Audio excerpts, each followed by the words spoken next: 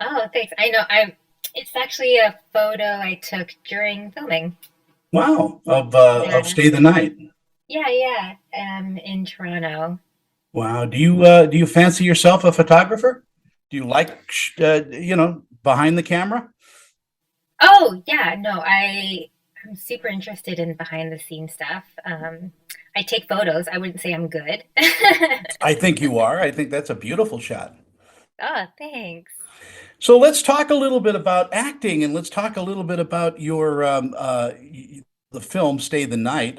We spoke a little bit ago, just as it was coming out. Hmm. Um, it's a very interesting film, and there's a lot of humor in it as well. Do you enjoy comedy? Yeah, I think I naturally gravitate towards comedy. When I first started acting, um, a lot of the scenes I remember putting some stuff on tape, and I would just naturally pick the ones that had comedy in it. And I remember my agent telling me that she found that really interesting because a lot of people tend to kind of gravitate towards the dramatic side. But I think with humor, there's a lot of drama in it, and vice versa as well. And I always like to find the levity in things, Yeah. just in everyday life as well.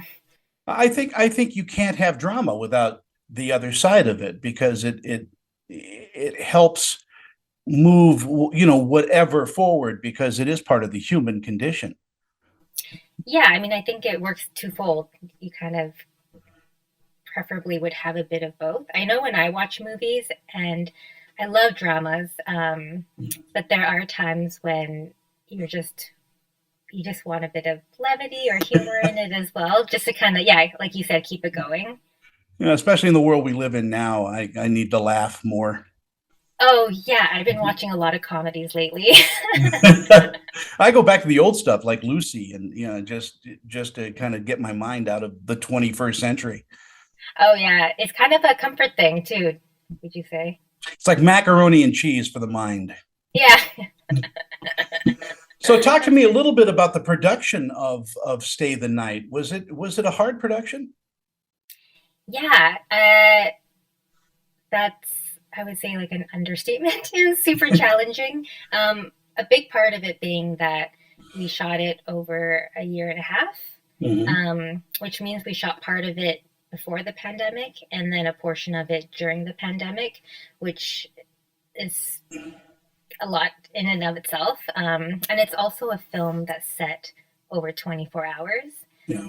So the fact that we're shooting things within a year and a half, but it's actually set over 24 hours is really funny.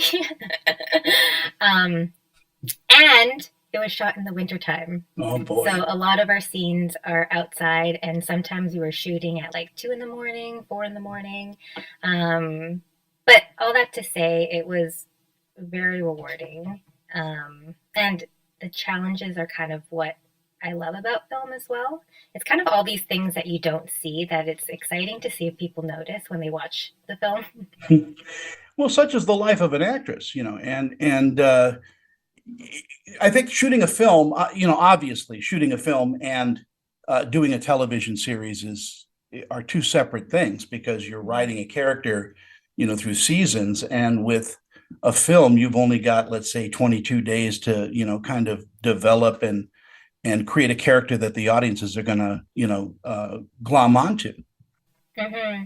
And this was actually the first project that I had done where I was needed on set almost every day. Mm. So that was hard, but also it let you stay in the character and the world of the character for that specific period of time, which is also nice. And just being able to follow, almost like a play, like getting to follow someone from beginning to Yeah. end. How does it feel to be like number one or two on the call sheets? Uh, for me, it's weird. It's not something I ever was like expecting or necessarily striving for. Mhm. Um, but yeah, it was fun though. Well, when you're not Andrea Bang, the the superstar, what do you do to kind of just relax? Do you hike? Do you bike? Do you cook? Yeah, I mean, I'm from Vancouver, so I definitely hike. I've recently started taking swimming lessons. Wow.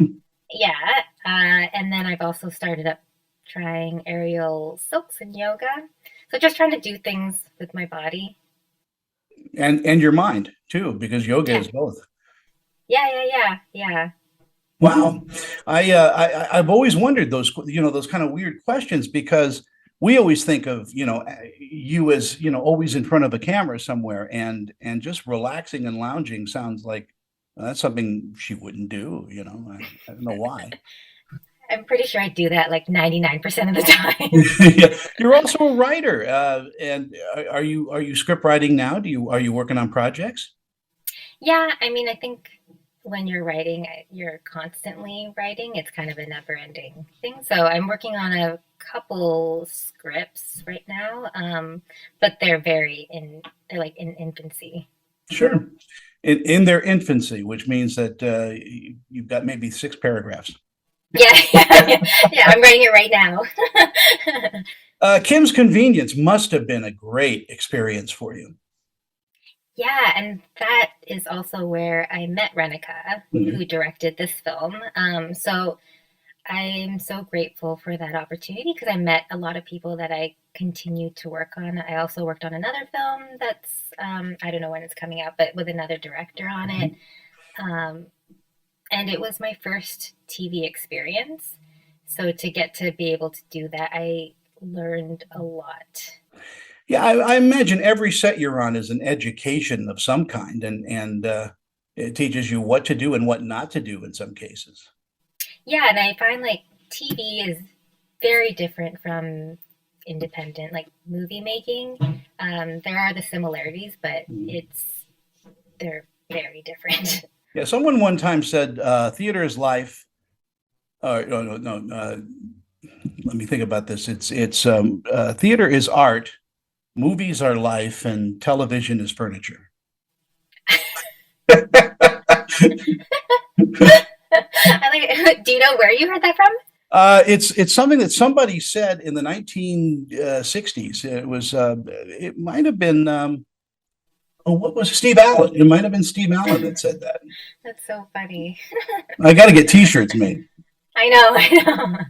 You have to have it on the back part of it. Exactly. Uh, what do you think audiences will take away from watching Stay the Night? um, I mean, for me, I hope that people enjoy the ride and enjoy the journey the characters are going on. A big thing that I connected with it, that I hope audiences connect with it as well, is that just this whole idea of connection. And during this time when we are so disconnected with like social media and technology, that this is a story about two people who are kind of going against that, or yeah, going against that.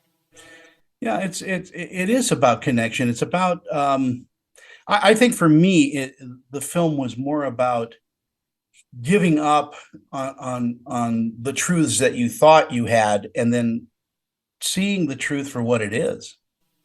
Yeah, and I would definitely say for Grace, who I play, that is her journey of exactly what you said, which is thanks for bringing it up. And her being able to kind of blossoming and become more open to be able to embrace the sides of her that she wasn't able to before. Yeah, it's also nice to see a woman in a very strong role too. That's kind of the protagonist in a film, rather than having things happen to her. She motivates everybody else. Yeah, and I think part of that strength too is that sensitivity because I do find her very sensitive as well, and which I really appreciate because sometimes sensitivity can be seen as a weakness, which I don't think it is. Yeah, I don't believe that. Yeah, I don't think you can be one. I think you can be everything. Yeah. Yeah, totally. Everyone's so layered. Yeah, and congratulations on working on is it Dear David and Float? Those are coming out for you. Yeah, they're coming out. I worked on them last year, and I don't know exactly when they're coming out, but they will be one day. See, this is why we think you're so busy because you've got movies up the lined up like air traffic. But it's funny because films for an actor are not as long as for, say, like the director or the people behind the scenes. So we are on set for anywhere between, I don't know, like a day to multiple days. Yeah. But a director has to live with the film maybe 2 or 3. Yeah, Yeah. yeah, maybe even more. In our final moments we have together, what a great career this is because you also get to travel all over the world and see places that very few people get to see. Yeah, there's still a lot of places though that I want to see. But definitely I've gotten to, especially for Canada, I've been across the whole country, and a place that I always recommend for people to go is Prince Edward Island. I Oh, went there to film a movie, and I had never been there, and it is the most beautiful place. yeah. I've actually been to Moose Jaw and I won't recommend it. Uh, It's just, yeah, but yeah. uh Andrea, thank you so much for your time. You're delightful, and congratulations on all your success. You're a brilliant actress. I do want to say that. And we've been joking a little bit, but I don't want to take that away from you. Is that you really do know how to get into a character and then be in that moment for us, the audience. Oh, that's so nice. Thank you, Tony. This is so nice to talk to you again. Well, thank you, and hopefully we'll talk again. I'd love to do a longer format with you and just talk about your career and all of that, but we don't have the time today. So Yeah. um, I'll hit you up on social media and we'll try to arrange something. How's that? Okay. Yeah, that'd be great. Andrea, you take care, and I don't know the time zones that we're in, but it looks like it's dark in Canada. Wherever I am. Yeah, wherever you are, it's nighttime. So, wow, Yeah. you're in France, so that's good. I know.